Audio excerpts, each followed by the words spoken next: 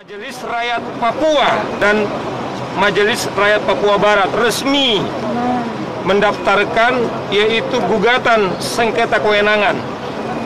Jelas dalam Undang-Undang Otsus, apa yang sekarang sedang didiskusikan atau sedang dibahas di DPR, tentu menurut Undang-Undang Otsus, menurut kami itu adalah pelanggaran konstitusi.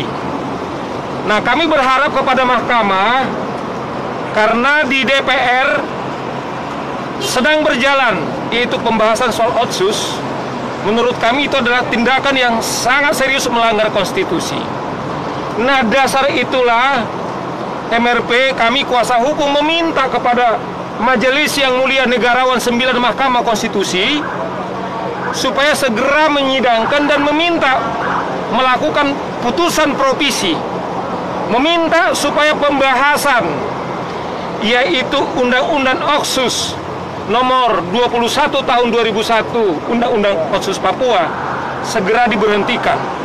Karena kalau itu tetap dibahas, itu akan menciderai bukan saja lembaga eksekutif dan juga legislatif, tetapi negara ini kemudian dengan terang benderang kemudian melanggar konstitusi.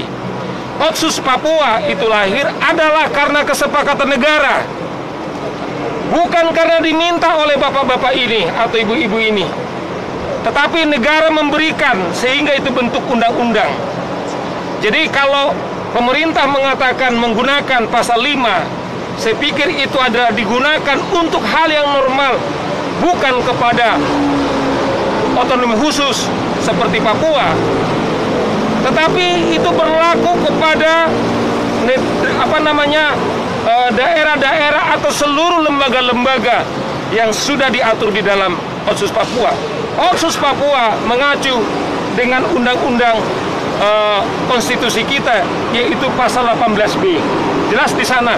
Sebab kalau ini tetap dibahas, sesungguhnya otonomi khusus itu udah bubar dengan sendirinya.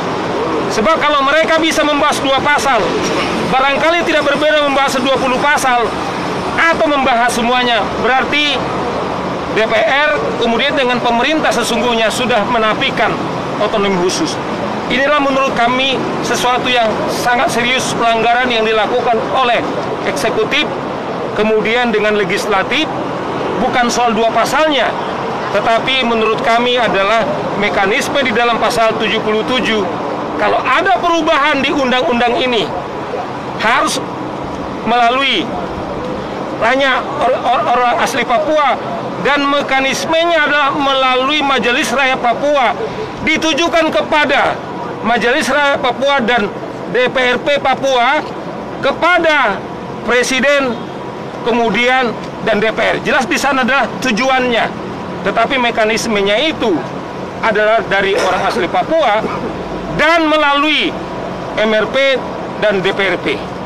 Hari ini Bapak Ibu, kawan-kawan pers, kita lihat bahwa MRP Papua dan Papua Barat kemudian kompak bahwa ini mereka adalah lembaga, kalau saya mengutip dari Ketua MRP Papua Barat, mereka sangat patuh kepada konstitusi.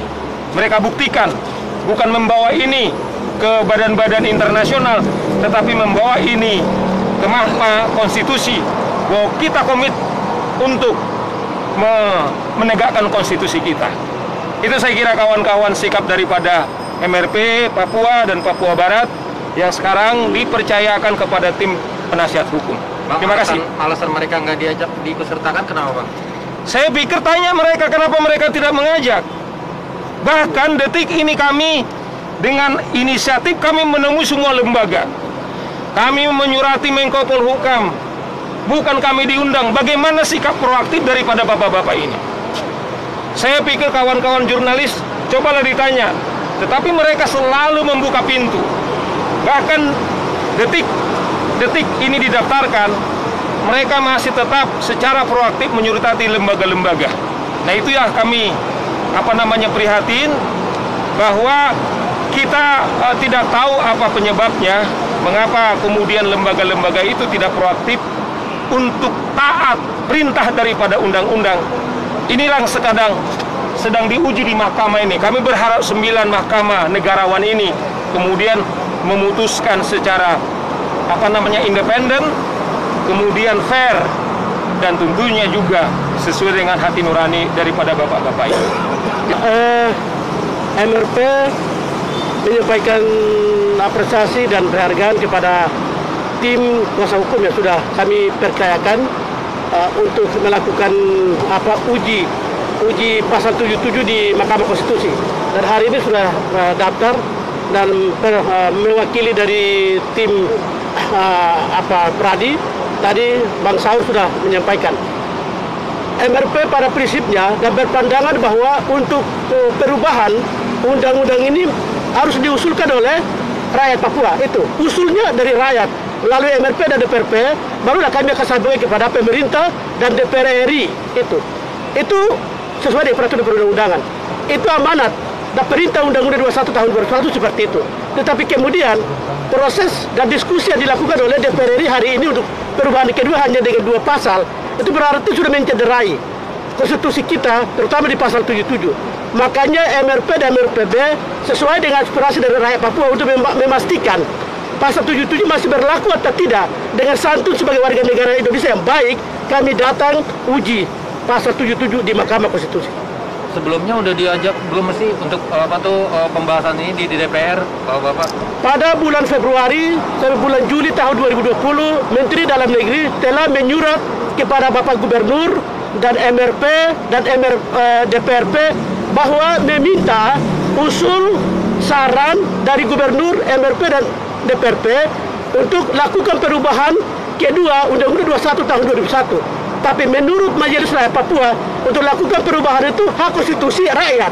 Harus rakyat yang mengusulkan, bukan MRP, bukan DPRP, dan bukan gubernur. Karena perintah undang-undang seperti itu, pasal 77.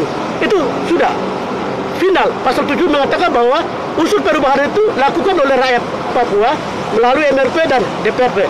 Dengan demikian, proses yang sedang berlangsung hari ini itu adalah pelanggaran hukum konstitusi kita, yaitu pasal 77.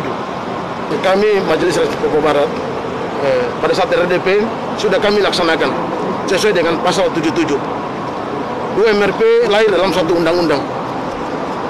Kami di Papua Barat sudah laksanakan secara baik. Papua tidak laksanakan dengan baik. Oleh karena itu, yang kami saja sudah laksanakan saja tidak terakomodir, apalagi yang tidak laksanakan. Kami sependapat bahwa hari ini menyangkut tentang pasal 77 adalah merupakan wewenang daripada MRP Papua. Dan hari ini kita gugat. Sekali lagi, MRP Papua dan Papua Barat menggugat negara bukan berarti kita melawan negara.